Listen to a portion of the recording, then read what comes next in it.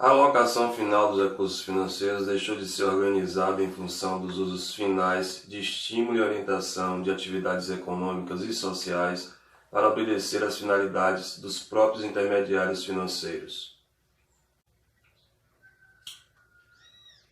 A intermediação financeira é um meio e não um fim.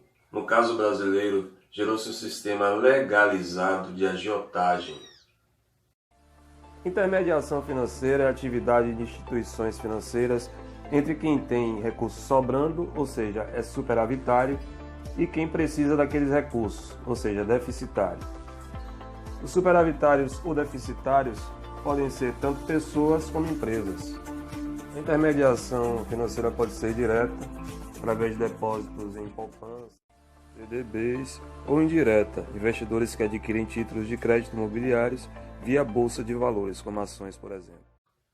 As instituições financeiras deveriam servir de intermediário entre quem tem o dinheiro para emprestar e quem precisa daquele dinheiro.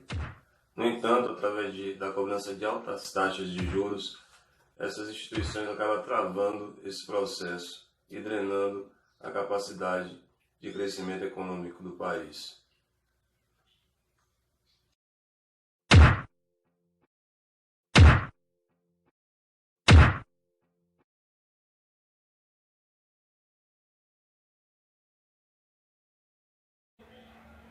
Entre outras coisas, o livro aponta a taxação de transações especulativas como uma solução possível para reduzir a instabilidade de preços de papéis financeiros e commodities, o que faria com que fosse reduzido significativamente movimentos ilegais como a evasão fiscal e o uso de paraísos fiscais.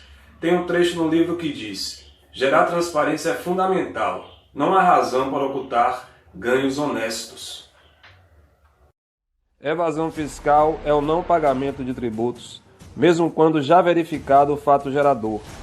Exemplos: omitir informações ou declaração falsa à Receita Federal, usar pessoas como laranjas, contratação informal de pessoas, saída de mercadorias sem a devida nota fiscal.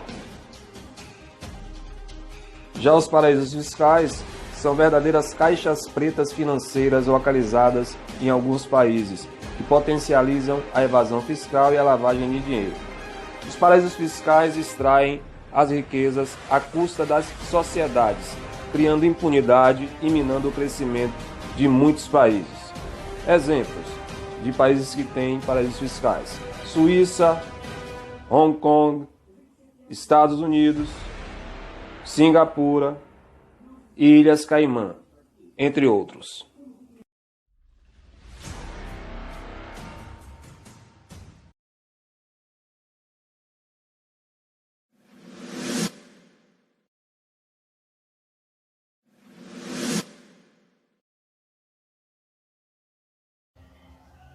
O eixo central não está na redução de impostos, e sim na cobrança socialmente mais justa e na alocação mais produtiva em termos sociais e ambientais.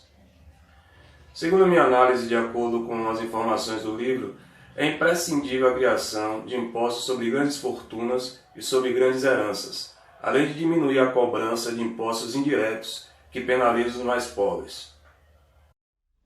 O Brasil é o país que mais tributa bens e serviços do mundo, através dos impostos indiretos.